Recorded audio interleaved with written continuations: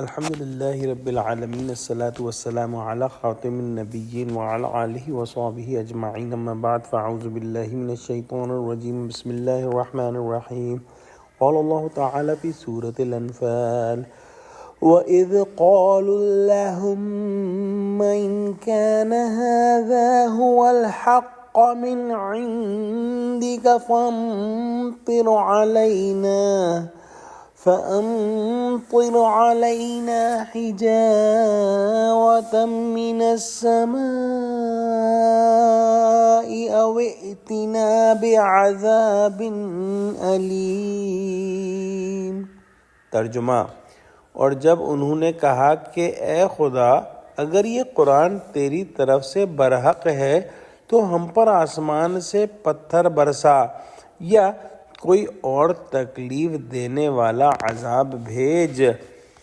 اس آیت میں مشرکین مکہ کی انتہائی جہالت اور شقاوت اور عناد کا اظہار ہے، یعنی وہ یہ کہتے تھے کہ خداوند اگر واقعی یہی دین حق ہے جس کی ہم نے اتنی دیر اور اس قدر شد و مد سے تکذیب کی ہے، اس کو جھٹلایا ہے، تو پھر عذاب میں ہم پر کیوں دیر ہو رہی ہے؟ گزشتہ اقوام کی طرح ہم پر بھی پتھروں کا مے کیوں نہیں برسا دیا جاتا، یا اسی طرح کے کسی دوسرے عذاب میں مبتلا کر کے ہمارا استیصال کیوں نہیں کر دیا جاتا؟ کیوں ہم کو نسیہ منسیہ نہیں کر دیا جاتا؟ کہتے ہیں کہ یہ دعا ابو جہل نے مکے سے نکلتے وقت کعبے کے سامنے کی تھی۔ آخر کار جس چیز کی دعا کی تھی، جو کچھ مانگا تھا، اس کا ایک نمونہ بدر میں دیکھ لیا۔ ابو جہل خود اپنے سمیت 70 سرداروں کے ہلاک کر دیا گیا، اور ہلاک کرنے والے کمزور اور بے سر و سامان مسلمان تھے۔ اس کے ساتھ ہی 70 سردار جو ہے قیدی بن کر ذلت کے ساتھ گرفتار ہوئے۔ اس طرح اللہ سبحانہ وتعالی نے ان کی جڑ کاٹ کے رکھ دی۔